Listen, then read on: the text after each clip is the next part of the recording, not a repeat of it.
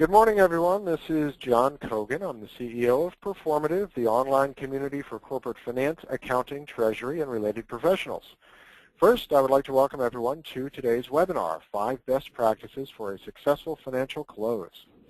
Financial executives need to close their books quickly and accurately, and they need to meet external reporting and compliance requirements and reduce errors, all while cost-cutting. This webinar will highlight 5 best practices for achieving a successful financial close. It starts with how to form a foundation for your organization's general ledger by helping employees to work more efficiently and by automating many period-ending tasks, including accruals and reconciliations. Next, it takes a deeper look at the closing cycle process from start to finish, including the handling of numerous tasks across multiple organizational units. Simplifying intercompany reconciliation and eliminating time-consuming transactions is the next area of focus. It then offers a final and closer look at how to reduce the time, risk, and cost of making regulatory disclosures, how to streamline collection and management of financial notes, and how to perform final analysis and reporting. You will also hear case study examples of how this can be achieved. So we've got quite a lot to go through this morning, and we're going to jump right in with a couple items. First off, a quick welcome to Performative. To those of you who are new to Performative, we're the largest and fastest growing online resource for corporate finance, accounting, treasury, and related professionals. We serve a community of over 600,000 of professionals just like you. It's a unique resource where folks gather information from their peers and subject matter experts online. And it's a wonderful, completely ad-free, completely noise and self-promotion-free platform where if you have a question about anything related to finance, accounting, and treasury, chances are it's either already been answered on our website, or you can simply ask it and others will answer. It's a wonderful resource for those in finance, accounting, and treasury. So please check it out at performative.com. Next up, a couple quick event notes. A link to today's presentation and a link to a video of this webinar will be sent out to all attendees within 24 hours. And it's actually already posted on performative.com/resources. So if you want to get a copy of this to follow along, just go to performative.com/resources and you'll find it there. But we will email links out to you after the event. Next up, we have many people online this morning who are here for CPE credits. We will be asking 3 polling questions during today's event. If you're here for CPE credits, you must answer those questions in order to get the CPE credits. But even if you're not here for CPE credit, we'd love you to answer the questions. They are statistical in nature and not a test of comprehension per se, but we will revisit those questions at the end of today's event, and you can see where you and your company stand relative to a few hundred other folks that we have on this morning's webinar. Please ask questions during today's webinar. There is a question area on your GoToWebinar control panel. If you'll take a glance at it right now, you'll see you can ask questions anytime during today's webinar, and we will do our best to get to those questions during the Q&A period, which will be at the end of today's presentations. Finally, after today's presentations, you will be asked to take a short survey regarding the webinar. We would greatly appreciate your giving us any feedback that you can, good, bad, or otherwise, and any suggestions you might have. We always want to do better the next time, and this is how we learn from what we've done. Also, on that survey, we make it very simple, just a click of a mouse, to request that we introduce you to any of today's speakers. So if you want to learn more or connect with any of today's speakers, you can do that with a click of a mouse during that post-event survey. We've got a number of learning objectives today, but the bottom line is we want to introduce you to a number of interesting ideas around how you can improve your close process and really optimize how you and your company work the financial close. So in order to help us on our way there, we've got 3 folks who are going to be getting us going today. First up is Elizabeth Milne, who's a director at SAP. Elizabeth has over 15 years of experience improving the software solutions for multinational, multi-billion-dollar organizations. Her finance career began while working at Walt Disney and then Warner Brothers in the areas of consolidation, budgeting, and financial reporting. She subsequently moved to the software industry and has held a variety of positions, including implementation consultant and manager, account executive, pre-sales consultant, and working as part of the solution management team at SAP Business Objects and Cartesis. Also this morning will be Birgit Starmans, Senior Director, SAP. Birgit is a Senior Director in the Solution Marketing Group at SAP for Finance Solutions. Birgit has over 22 years of experience across solution marketing, solution management, strategic customer communities, and consulting. Her functional experience is in finance, including core SAP ERP and enterprise performance management, as well as customer relationship management, which has allowed her to focus on the integration of cross-functional business processes. And finally, Pete Graham, who's a director at SAP. Pete currently leads the global activities on IFRS, accounting change, and mobility for finance solutions at SAP. Pete also works with SAP colleagues and partners to bring new solutions to market. He has 15 years of experience in the enterprise software industry in a variety of product and operational roles. And with that, I'm going to go ahead and hand it over to Pete and let him take it away. Thanks, John. Thanks, everyone. I'm happy to be here today to participate in this webinar, and with that, we will get started. We have a lot of slides to go through, but we've broken it up into basically 3 sections with a wrap-up. We'll go through the challenges first for the high-quality financial close. Then we'll go through with an action plan, which I think you'll find quite helpful in strategizing with your operations at your company on how to improve the close. And then we'll go through some specifics around types of financial and accounting close solutions that can help in particular areas of the close process.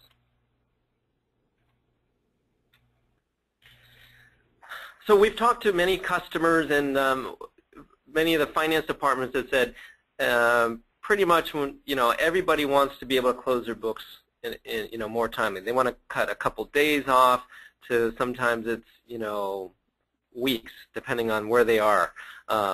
And unfortunately, there's a lot of challenges that a company face. I mean, it's not getting easier to report financials for companies. I mean, the regulations keep getting higher. There's more challenges on the compliance side. There's more and more requests for transparency, but that's more difficult when you're trying to manage the strategy of a business, right? There's always this blend between how much do I disclose, and we don't want to disclose too much because maybe competitors learn too much that they can use against us, but we also want to be fair to our investors. So there's always this balance. And then there's the efficiency. The finance department is not a revenue-generating area, and so there's always this request to do more with less. And on top of these, you've got not only shareholders and stakeholders, but these regulatory agents, and you have executive management. So the slide we're trying to show is that there are a lot of players and organizations involved that really present challenges in meeting all of these by a finance department and achieving a high quality and fast financial close.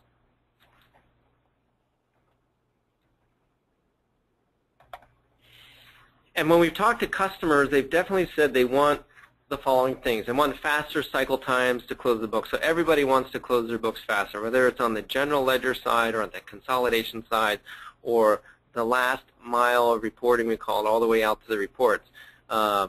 And definitely they want to make sure that this is they can do it at a lower cost. They also want to make sure the quality of the data is improved. They have the right audit trail so that when they go through an audit, it's quick, it's fast, and it's as efficient as possible. They also want to provide the right data to their management so that they can make the right decisions.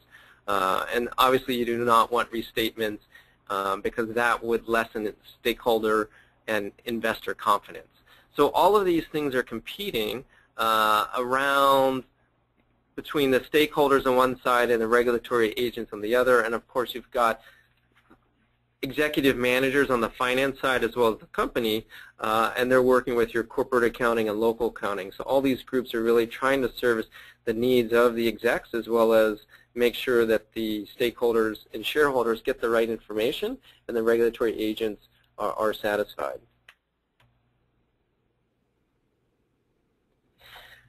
The good news is that there is success in this area. I mean, we've had companies that if you take the right approach, you can actually make quite a bit of improvement. And really, and we're going to go through this, Birgit and Elizabeth will walk through kind of how you size up your organization for the financial close, how you can break it up into different pieces or processes or steps. And by doing that, you can then potentially take a piece of the process or different areas, focus on that, and improve it, and make a big step forward in terms of cutting off time to close your books. And you can see that some customers that we have worked with have actually had quite impressive reductions by following some of these strategies. And we'll go through that in a little bit more detail, but essentially the way of tackling this is not to do it all at once, really to go through an action plan and look at the different pieces and find where your pain points are, and then really go in, laser focus in that area, and then figure out what makes the most sense, implement a plan, fix or improve that area, and then go on to the next. And that's where we've had customers make the most benefits. And it's the most efficient way to do it. It's the best way to do it from a total cost ownership perspective.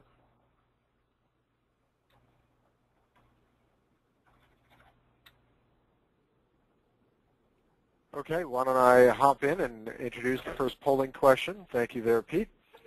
So this is the first of 3 polling questions. I'm going to go ahead and launch it right now. And as I mentioned before, if you're here for CPE credit, we do need you to answer this. But even if you're not here for CPE credit, we'd love to see where your company stands. Now, we will show everyone all of these results at the end of today's webinar, actually when we get into the Q&A session. And we'll talk about the results.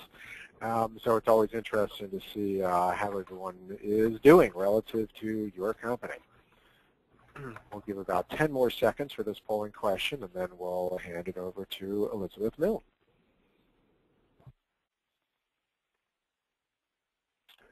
Okay, at this point, I'm going to go ahead and close down this polling question.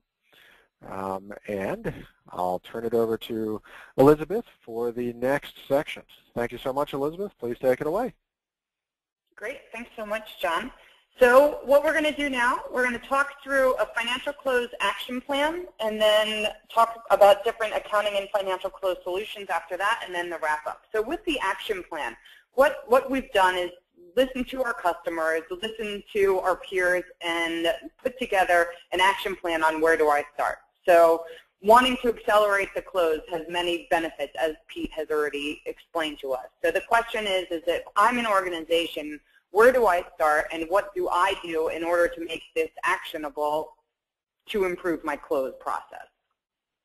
So what we've got is 4 stages that I'm going to walk you through real quickly here. So start off with your vision. The first thing that you need to do is to perform an as-is review. Go through and see where you are now. Take track of how fast that you need to close at this point right now, and then go through and talk about the different visions and benefits that exist, and then as well as obtain the executive sponsorship. So being able to go through, you need to do a diagnostic. Talk about the different things. See what works well and what doesn't work well.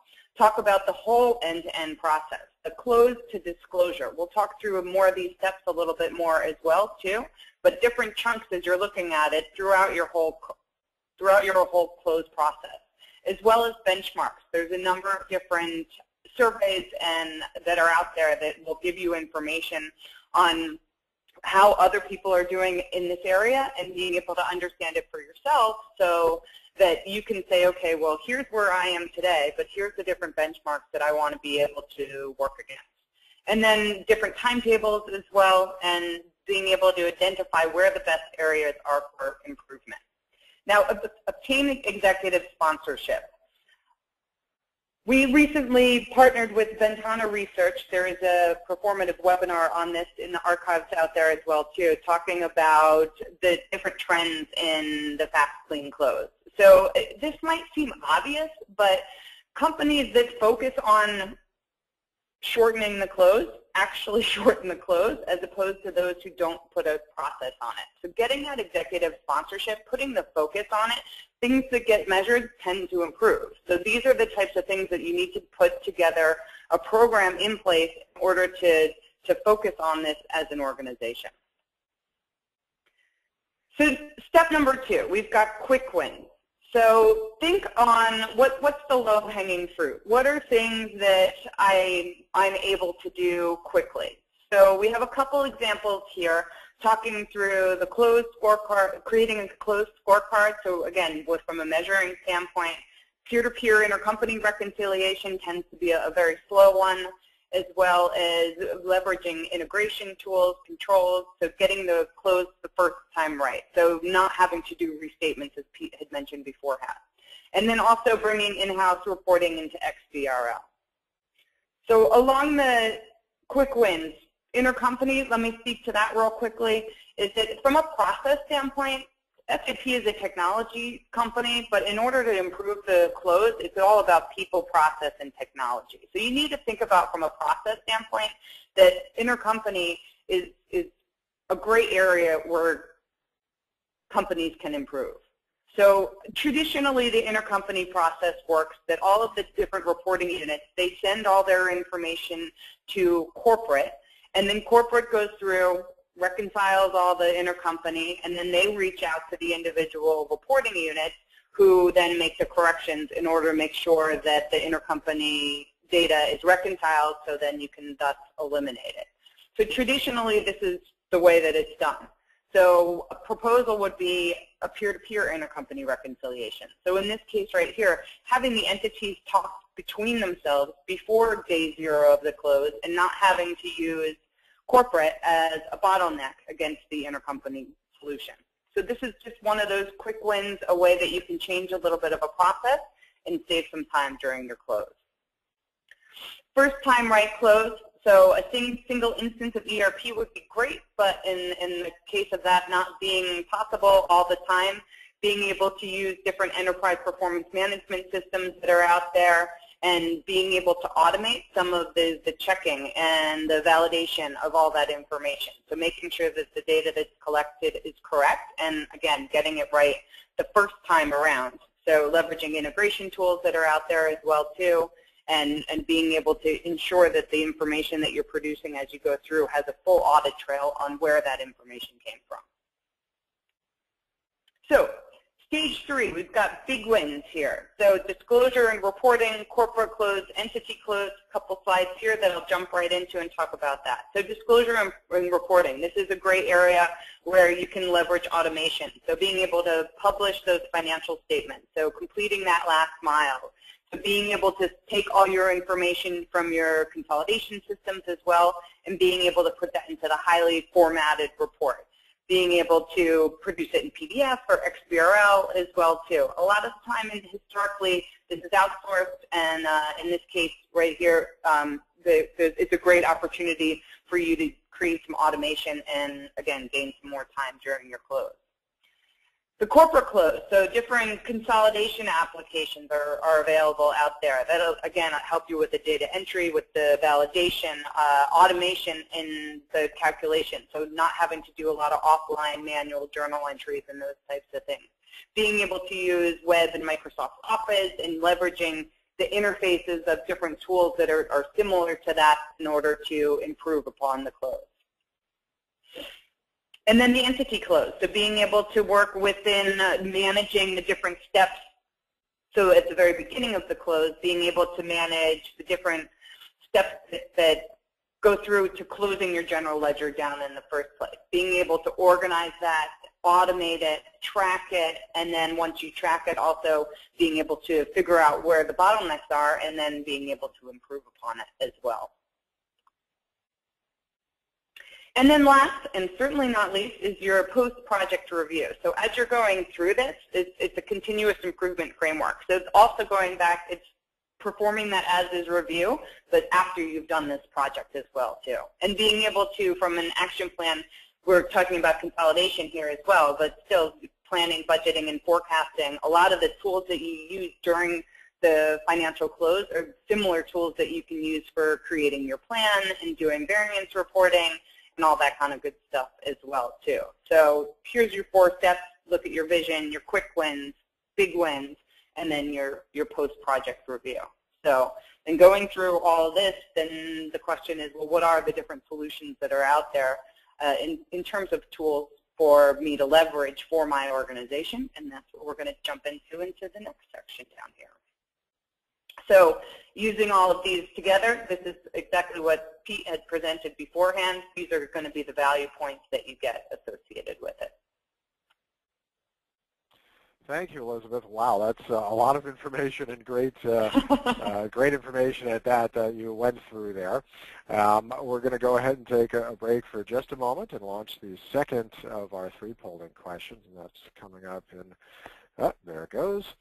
So if folks would take just a moment again, and if you're here for CPE credit, once again, you must answer this question. If you're not, we'd still love to see where you sit, and you can be part of the statistics that we'll revisit when we get to the Q&A portion of today's program.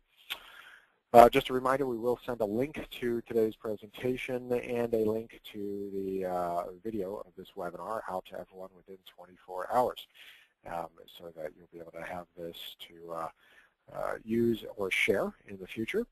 I'm going to leave this open for another 5 seconds or so. Also, I'll take this moment to remind you to ask questions at any time. We will have a Q&A section at the end of this presentation, and that will be your opportunity to get your question in front of today's speakers.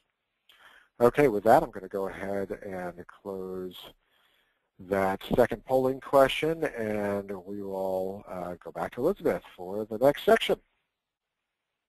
Great. So let's talk about the different solutions. That was a great poll question leading right into this, right? Is it how many different systems or applications are you using? So when we're talking about the accounting and financial close, right, you start with your financial accounting, which has got general ledgers, then entity close, corporate close, reporting, and disclosure. So I mentioned some of these briefly when we were talking about the action plan, but here's just a real holistic view that puts all the different steps of the accounting and financial close together. And so the different boxes that are on here are different areas where you can get different applications or different solutions in order to help you improve on these specific areas within here. And then just broken out here, different ways to, you know, just some value points that are associated with this, talking about with financial accounting, supporting multiple standards, providing timely reports then with your entity close, quickly consolidating with your corporate close. Reporting and disclosure is being able to create those reports quickly and adhering to regulatory, external reporting that's needed, as well as the internal reporting as well too, and then the financial close governance, which is surrounding it all. So with that, I will pass it over to Pete. Thanks, Elizabeth. So I'll cover just a couple more slides, and then we'll turn it over to Birgit. But one of the things that's interesting is, you know, if we worked with different customers and we've gone through different changes in the accounting regulations, for instance, in 2005 in Europe with the adoption of IFRS, and potentially some of that adoption occurring in the U.S. in various convergence items, we've noticed that, you know, breaking your accounting and financial close into these different Chevron processes is a great way to make sure you're focusing on the right areas. And in the financial accounting area, it's really the ledgers, the general ledger and the sub-ledgers that are doing all the heavy lifting, and that you really need a balance. So if you're going to make certain improvements, especially in an IFRS situation, you can have parallel reporting. You really need to look at not only the general ledgers, but also your entity close and your consolidations. Certainly with IFRS coming, or parts of it coming, let's say in the U.S., it's really convergence now of things like financial instruments, revenue recognition, leasing. Customers are going to really have to focus more on disclosures than before, so we want to keep that in mind. But some customers still have questions on the kind of the parallel reporting, and we wanted to just touch briefly on this, in that within the financial accounting, it's really the ledgers and the sub-ledger systems that you're going to be using to do this parallel reporting. We go to the next slide. We kind of have a view here of all the areas that the general ledger touches. So basically, we've seen that it's you can do some things when you're when you're doing parallel reporting, you do some of your strategies using consolidations. We call that topside. But also, it's important to look at the ledger. And we've seen that a blend of using the ledger and the topside of reporting and consolidation is really the best way and the most efficient way to do it. Long term, that gives you the lowest total cost of ownership. And you can see that the general ledger really hits into the bread and butter of financials. And you want to make sure that you're thinking about that as you're going through your financial close action plan and process review. It turns out that one of the thinking is if you want to improve your financial close process, also consider the future regulations and changes and do all of that at once. So the analogy one of our colleagues used quite often is if the patient's on the table, it's the time to get all that work done. And so our recommendation is, you do these best practices to do the assessment of where you stand now up front, both from the accounting and the system side, and then try to plan out a couple years out on your roadmap and take parts of that roadmap if you can and implement them in small pieces. And that's the way you'll have get the most effectiveness and the lowest total cost of ownership. And one thing to keep in mind is in many of these new scenarios, you need a much more capable ledger, and so you really need a modern general ledger, one that is capable of parallel reporting and can run multiple sets of financial statements. And for some reason, I am not able to advance the slide, so there we go. And you want this modern ledger because it can actually help you with these challenges that some of these new regulations can bring up, and it can also make sure that you're doing things more efficiently. So it's a win-win. You can actually run multiple sets of books more efficiently than you can in some of the systems that were designed in the previous generation. So please keep that in mind as you're doing your planning in your financial close. And with that, we'll just touch briefly on the last slide related to IFRS. And really, this is kind of the thinking around parallel reporting. So if you do have to tackle some of the regulations and that's going to force you into a parallel reporting situation, just kind of go back to this recommended timeline. You can use it because it has several recommendations for how you kind of tackle that story. In general, you can split it up into two pieces around the ERP layer, really the general accounting, the general ledger layer, and the consolidation reporting layer. And really you can tackle those pieces independently in the sense that one at a time, but also you need to make sure you're doing them in some kind of synergy or complementary, so that as you make changes on the general ledger side, that should make your consolidation a little bit easier, your reporting a little bit easier. Even though there's a little bit of update, you're not doing all of the work on the consolidation side. And again, the best practice is to kind of, bring in your partners up front, understand your current status, your current situation of your accounting regulations, where they're moving to, the gaps, as well as with your system, and then you can chart the best path forward. And with that, we'll turn it back to, actually I think we're going to turn it over to Birgit now. Yes, thank you, Pete. So as we move along the closing process, the next thing that we want to talk about is the entity close. So if you look at a particular legal entity, you need to go through those closing activities before you can do the cross-legal entity close. So we're going to take a look at that in more detail, both for the intercompany reconciliation as well as for the entity close management. So we're going to dive down first into the entity close management, and there what we have really are three things. One is the governance and compliance, because we want to make sure that the close is auditable. So the idea is to really come up with a list of everything that we need to do. In a lot of companies, that very often happens on Excel sheets. So it's very difficult to track where are we in the close. It's very difficult to see. And it's not very auditable when it comes to the particular sign-offs. So what we really want to do is have everything in one place where everyone involved in the close has access to where you are in the company close, and then also what the next steps are. Are there any other approval needed? We also want to increase the efficiency here because a lot of times there are some manual steps, but then there are also some automated steps. And in those automated steps, they might have dependencies. You don't want to run certain accruals until you've run other accounts receivable end of period closings. So you want to make sure that these things happen in the correct order and that an automated job doesn't kick off before it's supposed to or before the previous step is either manually approved or another previous automated step has completed successfully. So streamlining that whole process and making sure that someone doesn't have to log on at 1 o'clock in the morning to start the next job is the whole idea of automating tasks and increasing efficiency and streamlining the close. And then finally, the transparency and the insight. This goes back into the visibility. Where are we? Are we running late? If we normally close in, say, 6 days, 7 days, are we running late on that? What do we need to do to expedite these processes?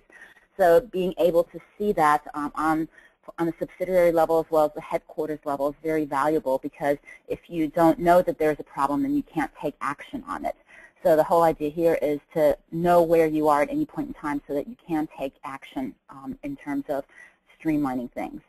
And so let's take a look at this in more detail.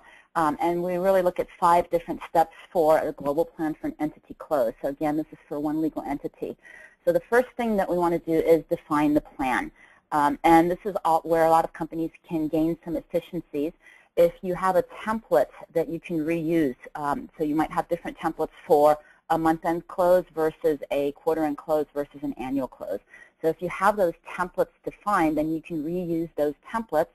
And this template is not associated with a particular date, but if you really think about what you need to do maybe on the -2 before the first day of the next period, the -1 day, the +1 day, the +2 days. So those are the different activities that need to take place. There are typically some things that you can start working on, for example, accrual entries or journal entries before the actual first day of the next period. And then there are some things that really can't take place until that next period has started. So those templates are defined. They also define some of those dependencies. So that dependency, as I mentioned on the previous slide, could be this job needs to execute successfully before you can take the next step. A great example of that is product costing. You want to make sure that you've calculated your work in process before you can calculate your variances. These different tasks in here, the beauty of this is this combines both manual and automated steps. So if there's a manual step, we want to make sure that we have a workflow in place that alerts someone that they need to do something before the next step can take place. So the next step could be a sign-off. The next step could be actually an automated process. So these are the templates that are defined for your closing cycle. And the next step is to actually go through and do the entity close.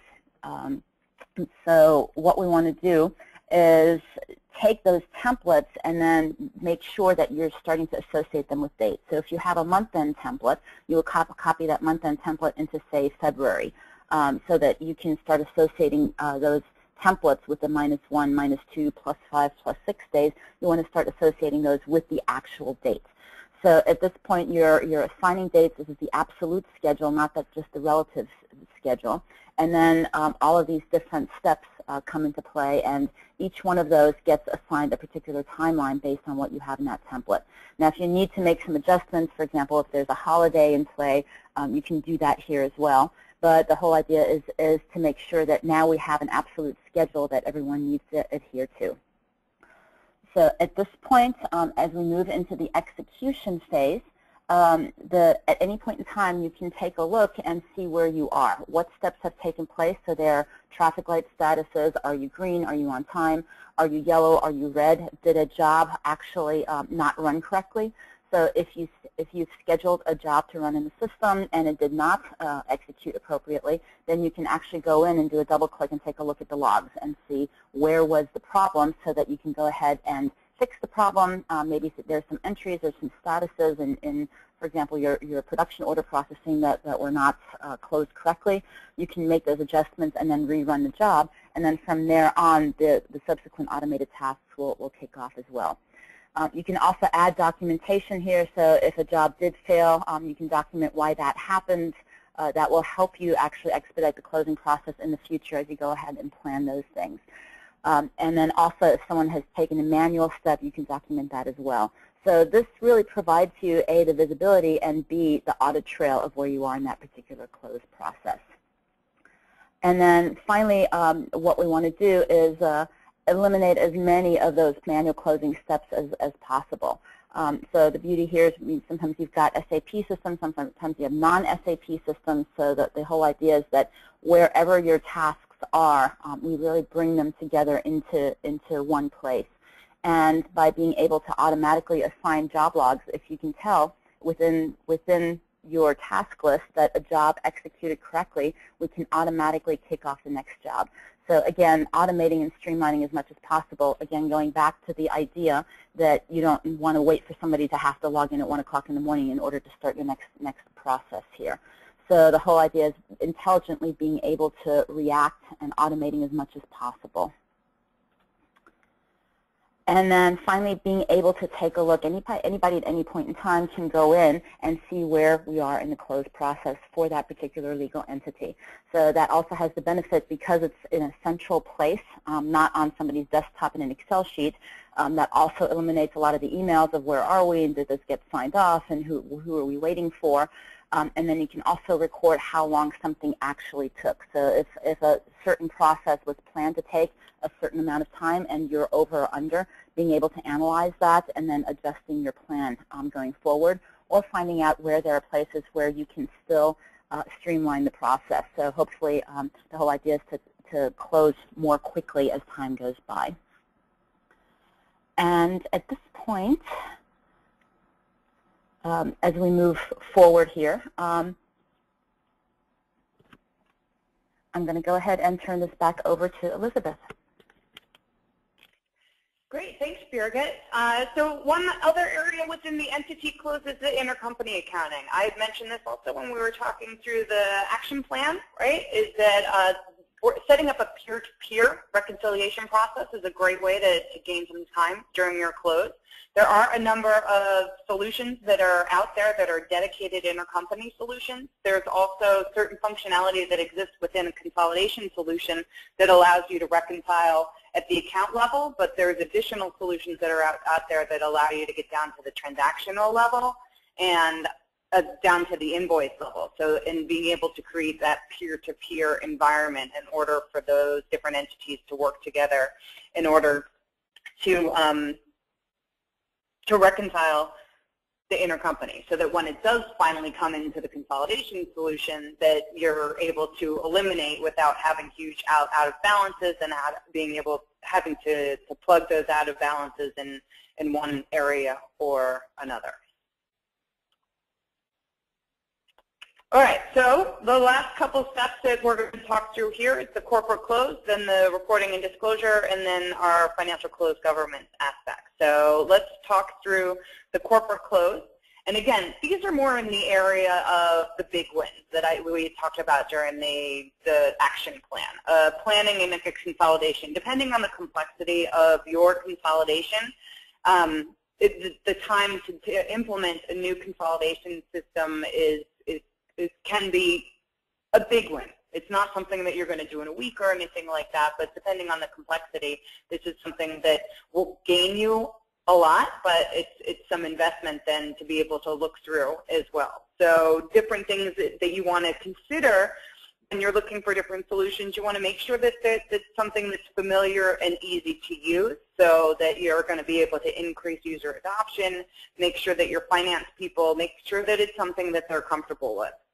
You also want to think about solutions that are process-centric, that are around there, that help guide people through the different steps of the consolidation. So, I mean, in today's world where you've got iPhones that you just pick up and they're really easy to use, people are just expecting that in software solutions that are out there. So these are things that once you pick it up, that it makes sense, that it's logical, that it's processed, and it works through it. Unified as well, too. Any way that you can work to create a more integrated solution so it's seamless to that end user is going to make it easier for you. It's going to make it lower to maintain, and then also it's going to make it easier to deploy. So both planning and consolidations, these are There's lots of solutions that are out there and different things to consider on what's important and what's valuable to you. So legal compliance as well too. Prepackaged content exists out there for a number of different solutions. So anywhere that you can work where there's content that exists already. A lot of the solutions are set up where you're going to have to build it from scratch, but in a lot of cases there's opportunities to leverage best practices that are out there.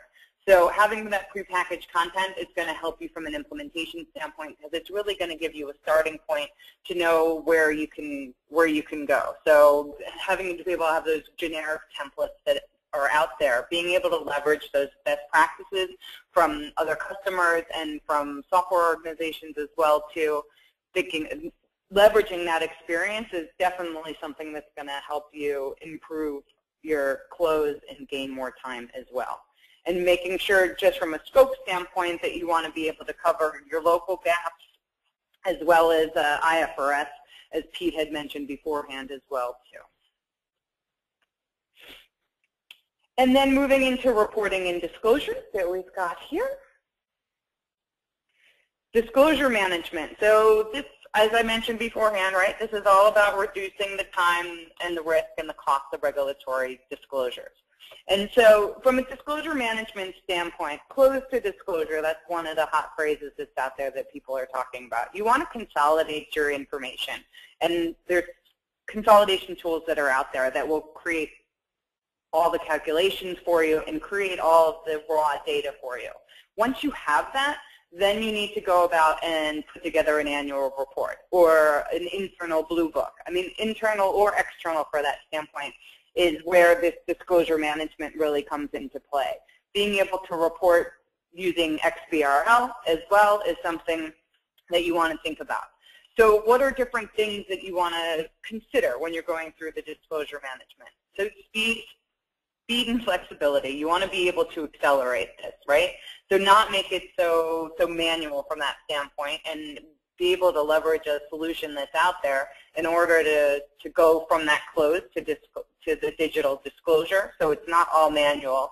And from a collaboration aspect, not having to email it back and forth, not having to save a Word document and put my initials at the end of it and then put version 3 after it, and then somebody else comes in and puts their initials and then a date after it, and then you have like all these different copies of Word documents or Excel documents, and just keeping track of all that versioning and then comment back and forth with the email.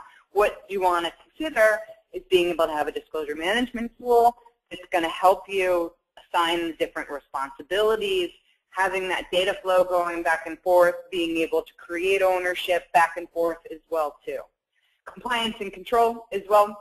So being able to in-house be able to produce these. Historically, it was easier just to ship it off to a third party to do it, but now with these tools becoming more and more useful for you and easy to use, it's coming more and more popular for people to create these disclosures in-house as opposed to externally farming them out to somebody else.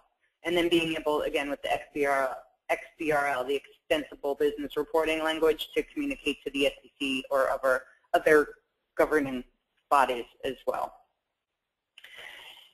And then lastly, we've got our financial close governance. So that's going to be talking about internal controls and master data governance as well too. So master data governance, with all these different solutions, it's important to be able to work and make sure that all of the master data then is consistent across all the different systems. So making sure that change requests are fully tracked and that you have the ability to keep track of all of that, keeping different versions and different editions. These are other things that you want to keep in mind.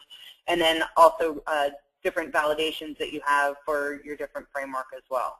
You also want to consider flexibility. You want to make sure that wherever you can, make sure that there's pre-delivered data for different models as well.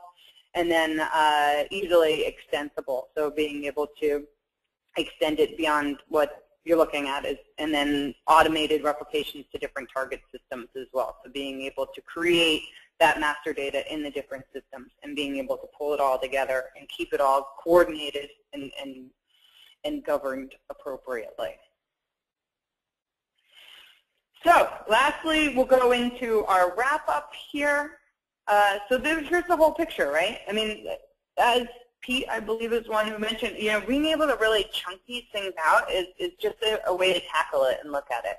Being able to close your books from the time that you're starting with your general ledger to the time that it's getting, their annual report is getting into the hands of your stakeholders, there's a lot of steps that are going on in there. And so my close time is a number of days, but there's so many steps that are in there that it's important to be able to chunk it down and make it consumable for you, right? So being able to understand, well, where do I start? So that's where we started with the action plan, is going through and saying, okay, let's go through and look at our vision, our quick wins, our big wins, and then the post-project review, right? So being able to have that close and have it fast is really a key ingredient of financial excellence. It's a reflection of your organization externally. So if you're taking a long time to produce these reports, people need the numbers in order to make good decisions, but they also, it's reflective of how well your organization is running by how quickly that you can get this out and how efficient you are as an organization. The regulatory requirements that are out there, I mean, IFRS, as Pete had mentioned, I mean, even though the U.S. isn't particularly adopting IFRS right now, there's still convergence that's happening. So the local requirements here in the U.S. are going to be affected, and they're changing. And so every time that there's a new disclosure that you need to take or something that you need to look at, you need to make sure that you can move quickly and adapt to the different regulations and the demands from internal stakeholders and external stakeholders also. And then just set your objectives, going through, diagnosing it, doing the benchmarks as we had talked about. Go through, get that low-hanging fruit, look at some of those quick wins, and then look at the bigger, broader, the big wins. And then make sure that it's a sustainable process as well, so that you want to think long-term and how people, process, and technology. Right? The technology, there's lots of solutions that are out there, but without the right people and the processes in place, they're just they're just software. That's all they are. And you're the one who's going to make it really what it is and leverage it to the best potential. So hopefully that gives you a good idea. I think we have some time here for questions. So why don't I go ahead and grab and one more here question. real quick, Elizabeth. Thank you so much for that. Thank you. Boy, an awful lot of information, really great actionable information. Now we've got a number of questions, but first let's launch the third and final polling question. So that's on its way out to folks right now. Once again, if you're here for CPE credit, you must take that, but even if not, we'd love to have you weigh in. Also, this is a good time to remind folks to ask questions. We are going to have a few minutes here for Q&A, so please feel free to ask your questions now, and we'll do our best to get them answered. And even if we don't get them answered now, we'll get them answered after the event, whether it's directly or via answering the questions on performative.com. So I'll leave this poll question out for another 5 seconds. So please get your vote in, and then we'll go and quickly flip around and take a look at some of the answers to these poll questions so you can see where you sit relative to everyone else. We'll also get some comments from today's speakers. So I'm closing that question. We're going to hop back and run through these real quickly so folks can see where everyone stands on the 3 questions we asked. So the first question we asked was, how many days does it take your company to consolidate and close monthly? We've got the bulk in 3 to 9 days, but we've got about 40% in 10 or more days. And congratulations to the 7% that were less than 3 days. And this is out of about 200 respondents here this morning. So Elizabeth, what do you think about these numbers? Is this more or less where you see folks sitting when they call you to help, or are they in the 10+ range? No, I think that even if you're in 7 to 9 days, I mean within that range, there's always opportunity to do better, right? And as I mentioned, it's such a reflection on your organization as a whole on how quickly and accurately, obviously, you can get these numbers out. So I think that's in line, but I mean 40% is still a lot to be over 10 days. So, but I guess that's why we're here, right? To talk about how we can do better. Certainly a lot of moving parts in the close. Why don't we go ahead and hop over to the next polling question. And this question asked, how many systems and applications are involved in your monthly close process? The bigger you are, the more acquisitive your company is, et cetera, that's going to be driving a lot of this. Pete, do you see anything unusual in these numbers? Certainly about a quarter of folks have 6+ systems that they're utilizing to close monthly. Yeah, I mean that is definitely on the high side, or still makes it more difficult to manage.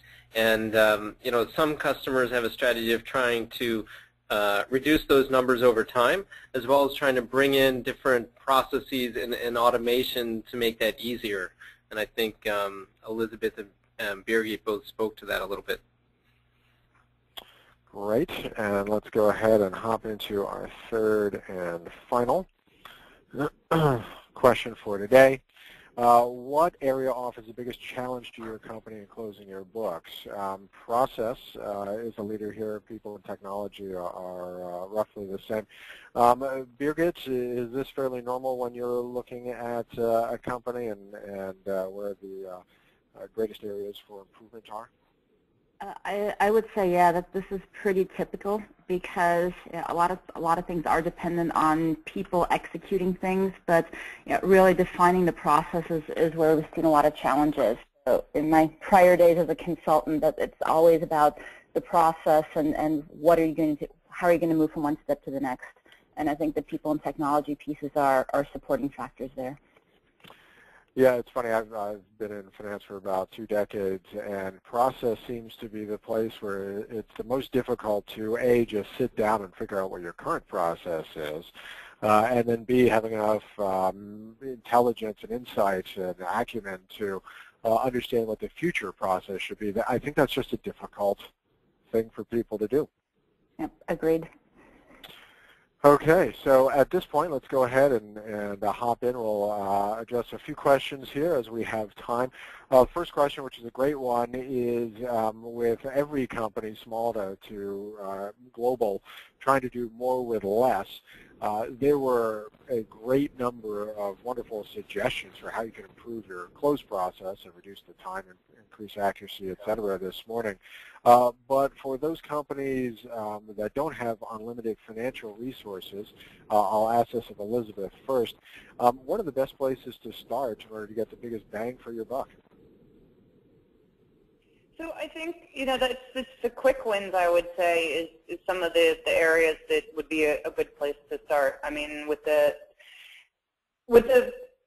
limited finance, right? I think that the last polling question really put it into place, is that you need to think about your processes. So the best thing to do there is to measure it, right? Say, here's the different steps that are going through, and you can get a software tool in order to help you do that, or, I mean, just the manual process of measuring it. So look at your own different process and see the different steps and see where the biggest bottlenecks are. Anywhere that you can automate, streamline, standardize, those are all things. So I don't think that there's one solution that's going to say, I mean, besides the different action plan that I talked through as well, but there's no silver bullet for everybody, because everybody's financial close process is different, really. So, but I mean, start by just measuring it and taking a look at it and seeing where your bottlenecks are, and understanding from a measurement standpoint and a focus standpoint where it makes sense for you to start.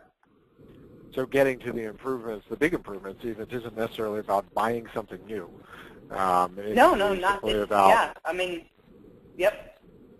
Looking at what you do and trying to improve the processes, which seem to be the largest area of concern according to the last polling question for most folks. And a lot of that, I guess, you get for people time, but you don't have to buy anything new for doing that. Pete, do you have anything to add to that question? Yeah, I mean, I think that's a great point of looking at the process and measuring it. I think that will give you some hints of where to look. There potentially could be a little bit of chart of account cleanup depending on how many sets of reports you're providing. It could be a data quality issue. A lot of times we see that where the chart of accounts aren't matching across different entities, and that's causing holdups in the closing process. And if you just make sure that all those chart of accounts are uniform across the entities that you're working with, that could actually provide a pretty big benefit, and that's really not a cost, right? You can do that easily internally with your own resources. So. Right. Great point. Next question for Birgit. What are some good metrics to put on the close process scorecard? We just addressed that as maybe looking internally, measuring what you're doing as a great way to get started. What are some of the metrics that you would recommend? Well, I mean, the most obvious one really is the time to close, and we always get into some very interesting discussions on this, because what are you counting as part of that? Because some people start counting with the first day of a period, some people include the -2, -5 days. So it's always very interesting to also define what you mean by, for example, the number of days that it takes you to close. And then for some of the subledger accounting and things like that, there are other KPIs that we take a look at. For example, days of sales outstanding, which really speaks to your receivables processes. And then there are also some general finance metrics, so the percent of your revenue that is being taken up by the finance organization. The more you streamline, the less cost it is. And then the other piece is amount of time spent on strategic versus operational tasks. For finance, many times we're looking at finance becoming a more strategic advisor. So the finance organization has more time to do that, the faster they can streamline the processes. Great. One other one that I would just toss in there from my experience that I've had good success with is number of touches per person in the close. And this can be measured in a number of different ways, but if you're looking at each person in the close process and how many times they have to touch what systems, that can be very enlightening when you actually collect those figures and sit back and look at them. And with that, we are at the end of our hour. If you'll give us one more minute of your time, we've got a couple of last items to run through here. First off, certainly a great thanks to our friends at SAP for sponsoring this event. Through their sponsorship, this event was free, and it had wonderful content and great folks delivering it. So a great thanks to SAP. Also, of course, thank you to Elizabeth, Birgit, and Pete for your time and insight. We really appreciate having you guys on this morning and benefiting from all of your years of experience. Thanks so much. Thank you. Finally, You're welcome. Yep. Sorry. Yeah, great. Thank you. Finally, just a couple housekeeping items. If you have any questions at all about CPE credit, please contact Tanya Walsh. You can see her email there at the bottom of the screen. We did get a couple questions we didn't have time to get to. I will work with today's speakers to make sure that those are answered directly with the requesters. We're going to make sure all of the questions get answered. And finally, when I hit close down on this webinar, which I'll do in about 15 seconds, you will be presented with a short survey. We would appreciate you taking 60 seconds, which is all it takes, to fill out that survey. Helps us do better the next time. Plus, it's very easy if you want us to help you connect with any of today's three speakers. You'll be able to do that with a click of a mouse there. So thanks, everyone, for your time and attention today. We hope you have a great rest of the week, and we hope to see you again at another performative event or online at performative.com. Have a good one.